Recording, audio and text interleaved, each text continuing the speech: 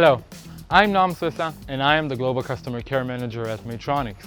Today we'll be speaking about what happens when the robot performs a wheelie, as in lifts the front wheels. First off, it's important to say that we have two types of robots. One robot with a single drive motor and the others with a dual drive motor.